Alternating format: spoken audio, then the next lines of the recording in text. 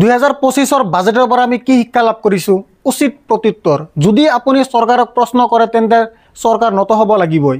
কেৱল এই মঞ্চতে নহয়, বহুতো সাংবাদিকে প্ৰশ্ন উত্থাপন কৰি আছিল যে সাধাৰণ বাজেটত মধ্যবিত্ত শ্ৰেণীৰ বাবে কিয় একো উপলব্ধ নহয়, কৰ ৰেহাই কিয় নাপায়। আৰু আমি এই প্ৰশ্নটো উত্থাপন কৰি আছিলোঁ কাৰণ অন্ধ ভক্তসকলে প্ৰশ্ন উত্থাপন নকৰে। প্ৰশ্নবোৰ এই দেশৰ সচেতন নাগৰিকসকলে উত্থাপন কৰিছে আৰু আজি ইয়াৰ ফলাফল সন্মুখত আহিছে। মধ্যবিত্ত শ্ৰেণীৰ বাবে এটা ডাঙৰ খবৰ আৰু এটা আশ্চৰ্যকৰ খবৰ। বাতৰিটো হৈছে যে ভাৰতীয় জনতা পাৰ্টিৰ মিত্ৰজোঁট চৰকাৰ বিত্তমন্ত্ৰী নিৰ্মলা সীতাৰমণে এটা ডাঙৰ ঘোষণা কৰিছে। যদি আপোনাৰ বাৰ্ষিক উপাৰ্জন 12 লাখলৈকে হয়, আপুনি কোনো টেক্স পৰিশোধ কৰিব নালাগে। আজি মই আপোনাক ক'ব বিচাৰিছোঁ যে এইটো সিদ্ধান্তৰ অৰ্থ কি। মই এইটো উল্লেখ কৰিব বিচাৰোঁ যে যেতিয়া নিৰ্মলা সীতাৰমণে বাজেট উপস্থাপন কৰিছিল তেতিয়া তেওঁ মধুবনী শাৰী পিন্ধি আছিল আৰু এই বাজেটৰ প্ৰভাৱ বিহাৰ নিৰ্বাচনতো দেখা গৈছে। নিৰ্মলা সীতাৰমণে বিহাৰৰ বাবে কেইবাটাও গুৰুত্বপূৰ্ণ ঘোষণা কৰিছে। এক প্ৰকাৰে এইটোও ক'ব পাৰি যে এই বাজেট নিশ্চিতভাৱে ৰাজনৈতিক, কিন্তু সুখৰ কথা যে উত্থাপিত প্ৰশ্নবোৰৰ ফলাফল দেখা পোৱা গৈছে। যোৱা 10 বছৰ ধৰি ভাৰতীয় জনতা পাৰ্টি চৰকাৰে মধ্যবিত্ত শ্ৰেণীটোক ইগনোৰ কৰি আহিছে। এতিয়াৰ পৰা আপুনি 12 লাখ টকালৈকে বাৰ্ষিক দৰমহাৰ ওপৰত কোনো টেক্স পৰিশোধ কৰিব নালাগে। এইটো নিজেই অতি গুৰুত্বপূৰ্ণ, সৰল শব্দত যিটো আপুনি আৰু মই সকলোৱে বুজি পাওঁ। মই আজি মোৰ কাৰ্যসূচীত এই ঘোষণাৰ অৰ্থ ব্যাখ্যা কৰিম। প্ৰথমে আপোনাৰ স্ক্ৰীণত এই ডাঙৰ খবৰটো। বিত্তমন্ত্ৰীয়ে কৈছিল যে 12 লাখ টকাৰ উপাৰ্জনলৈকে কোনো কৰ নাথাকিব। তেওঁ কৈছিল যে এতিয়া 12 লাখলৈকে কোনো কৰ নাই। 24 লাখৰ ওপৰত 30% কৰ থাকিব। 5 পৰা 8 লাখৰ ভিতৰত উপাৰ্জনৰ ওপৰত 5% কৰ আৰোপ কৰা হ'ব আৰু 4 লাখলৈকে কোনো কৰ আৰোপ কৰা নহ'ব। আমি আপোনাক জনাব বিচাৰোঁ যে এই বিলখন অহা সপ্তাহত উপস্থাপন কৰা হ'ব। ইয়াৰ অৰ্থ হৈছে যে নতুন ইনকাম টেক্স বিল অহা সপ্তাহত উপস্থাপন কৰা হ'ব। বিত্তমন্ত্ৰী নিৰ্মলা সীতাৰমণে বিশেষভাৱে মধ্যবিত্ত শ্ৰেণীৰ ওপৰত গুৰুত্ব আৰোপ কৰে আৰু কয় এই বাজেট সকলোৰে বিকাশ হ'ব, বিশেষকৈ মধ্যবিত্ত শ্ৰেণীৰ সম্ভাৱনা বৃদ্ধিৰ বাবে সমৰ্পিত। আমি এই শতিকাৰ 25 বছৰ সম্পূৰ্ণ কৰিবলৈ ওলাইছোঁ। উন্নত ভাৰতৰ বাবে আমাৰ আশাই আমাক অনুপ্ৰাণিত কৰিছে। নিৰ্মলা সীতাৰমণে আজি সংসদত 12 লাখ উপাৰ্জন সন্দৰ্ভত এক গুৰুত্বপূৰ্ণ ঘোষণা কৰিছিল। শুনক বিত্তমন্ত্ৰীয়ে কি কৈছে। Of our government's trust on the middle class taxpayers, I am now happy to announce that there will be no income tax payable up to income of 12 lakh rupees.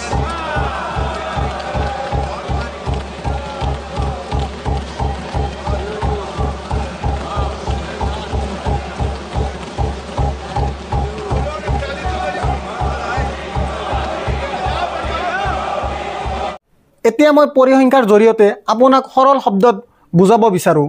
যিটো ঘোষণা কৰা হৈছে, ঘোষণাটোৱে আপোনাক দেখুৱাব যে ই আপোনাৰ পকেট কিমান পাতল হ'ব। প্ৰথমে মন কৰিব, যদি আপোনাৰ দৰমহা বছৰি 12 লাখ হয়, আপুনি আগতে কিমান কৰ পৰিশোধ কৰিব লগা হৈছিল? আপুনি আগতে 71,500 কৰ পৰিশোধ কৰিব লাগিছিল।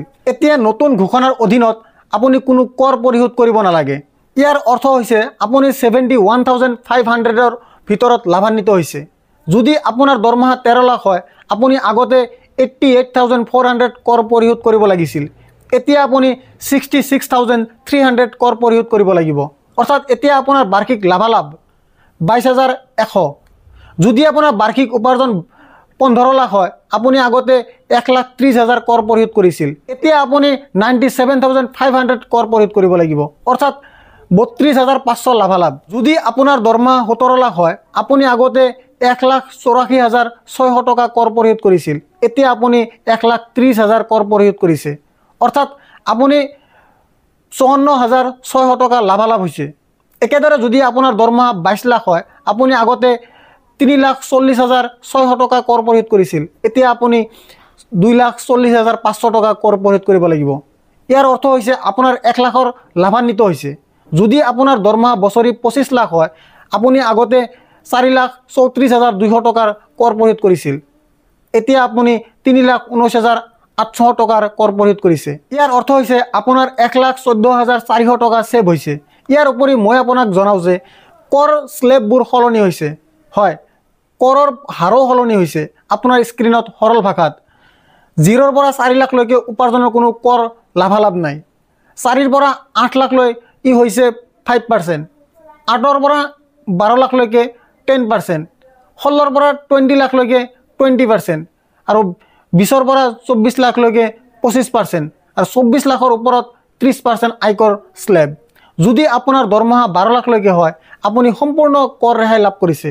ইয়াৰ অৰ্থ হৈছে আপুনি কোনো আয়কৰ পৰিশোধ কৰিব নালাগে। ইয়াৰ অৰ্থ কি সেই বিষয়ে আপোনাৰ মনত এটা প্ৰশ্ন থাকিব পাৰে। সেয়েহে এই গুৰুত্বপূৰ্ণ ঘোষণাটোৰ সন্দৰ্ভত মই মোৰ মতামত আপোনালোকক কওঁ। মই কোৱা প্ৰতিটো শব্দৰ প্ৰতি মনোযোগ দিব। আটাইতকৈ গুৰুত্বপূৰ্ণ কথাটো হ'ল 12 লাখলৈকে উপাৰ্জনৰ ওপৰত কোনো আয়কৰ নাই।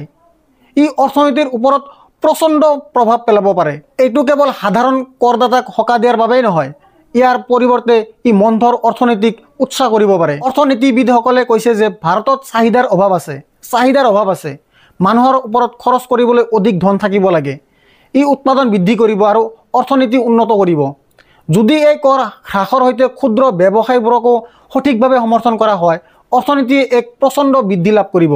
কৃষকসকলে নিম্নতম সমৰ্থন মূল্য সম্পৰ্কে গুৰুত্বপূৰ্ণ ঘোষণাৰ আশা কৰিছিল, কিন্তু তেওঁলোক হতাশ হৈছে। কৃষকসকলৰ সন্দৰ্ভত চৰকাৰে কি ঘোষণা কৰিছে সেয়াও বিবেচনা কৰা প্ৰয়োজন। বাজেটত বিত্তমন্ত্ৰীয়ে কিষাণ ক্ৰেডিট কাৰ্ডৰ সীমা 3 লাখৰ পৰা 5 লাখলৈকে বৃদ্ধি কৰিছে। ই কৃষকসকলক সস্তীয়া ঋণ পোৱাত সহায় কৰিব। আৰু মই উল্লেখ কৰাৰ দৰে বছৰটোৰ শেষত বিহাৰত নিৰ্বাচন অনুষ্ঠিত হ'ব। সেয়েহে যেতিয়া বিত্তমন্ত্ৰী নিৰ্মলা সীতাৰামনে তেওঁৰ বাজেট উপস্থাপন কৰি আছিল, তেতিয়া তেওঁ মধুবনী শাৰী পিন্ধি আছিল। আৰু বিহাৰৰ বাবে কি ঘোষণা কৰা হৈছে আপোনাৰ স্ক্ৰীণত। 1 নম্বৰ হৈছে মাখানা বোৰ্ড, দ্বিতীয়টো হৈছে বিহাৰৰ নতুন বিমানবন্দৰ, 3 নম্বৰটো হৈছে পাটনা বিমানবন্দৰৰ সম্প্ৰসাৰণ, 4 নম্বৰটো হৈছে IIT পাটনাৰ সম্প্ৰসাৰণ, পশ্চিম কোশী জলসিঞ্চন প্ৰকল্প আৰু ইয়াৰ উপৰিও ৰাষ্ট্ৰীয় খাদ্য প্ৰযুক্তি প্ৰতিষ্ঠান। এই গুৰুত্বপূৰ্ণ ঘোষণাবোৰ বিশেষভাৱে বিহাৰৰ বাবে কৰা হৈছে আৰু সেইকাৰণে দক্ষিণ ভাৰত এই বাজেটক লৈ যথেষ্ট অসন্তুষ্ট। এই চৰকাৰে ৰাজনীতি কেনেদৰে খেলিব লাগে ভালদৰে জানে। সেইকাৰণে আজিৰ সাধাৰণ বাজেট ঘোষণাত বিহাৰৰ প্ৰতি বিশেষ মনোযোগ দিয়া হৈছে। মই অধিক বিতংভাৱে বৰ্ণনা কৰিব বিচাৰোঁ যে বিহাৰ সম্পৰ্কে প্ৰকৃততে কি ঘোষণা কৰা হৈছে। অনুগ্ৰহ কৰি সেইটো মন কৰিব।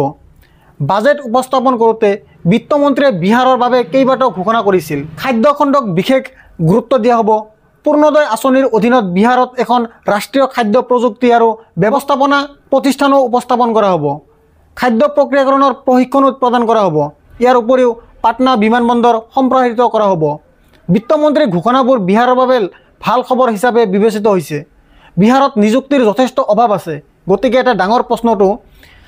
ডাঙৰ প্ৰশ্নটো হ'ল বিত্তমন্ত্ৰীৰ ঘোষণাই বিহাৰৰ নিযুক্তিৰ পৰিস্থিতি সলনি কৰিব নেকি। তদুপৰি বাজেট পঢ়ি থাকোঁতে বিত্তমন্ত্ৰীয়ে কয় যে মাখানাৰ উৎপাদন, বিপণন আৰু প্ৰক্ৰিয়াকৰণৰ প্ৰচাৰৰ বাবে বিহাৰত এখন মাখানা বোৰ্ডো স্থাপন কৰা হ'ব। 2014 চনৰ পিছত মুকলি কৰা 5টা তথ্য প্ৰযুক্তি খণ্ডত অতিৰিক্ত আন্তঃগাঁথনি বিকশিত কৰা হ'ব, যাতে 6500 শিক্ষাৰ্থীক শিক্ষা প্ৰদান কৰিব পাৰে। হোষ্টেল আৰু অন্যান্য আন্তঃগাঁথনিৰ প্ৰচাৰ কৰা হ'ব। ইয়াৰ লগতে তথ্য প্ৰযুক্তি পাটনাও সম্প্ৰসাৰিত কৰা হ'ব। বহুতো গুৰুত্বপূৰ্ণ ঘোষণা আছে।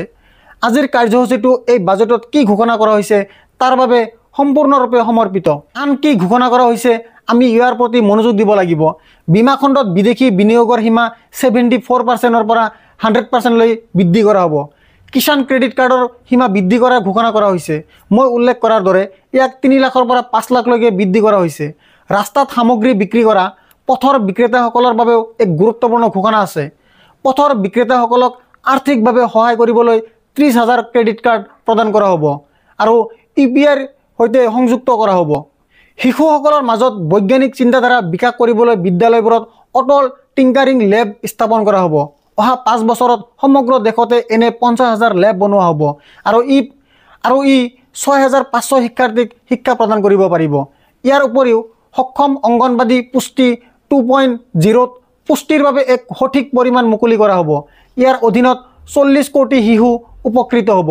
ইয়াৰ লগতে 1 কোটি গৰ্ভৱতী মহিলাও উপকৃত হ'ব। নিশ্চিতভাৱে কাৰ্যসূচীটোৰ আৰম্ভণিতে মই কৈছিলোঁ যে আপুনি চৰকাৰক জবাবদিহি নকৰালৈকে, আপুনি চৰকাৰক প্ৰশ্ন নকৰালৈকে চৰকাৰ নহ'ব।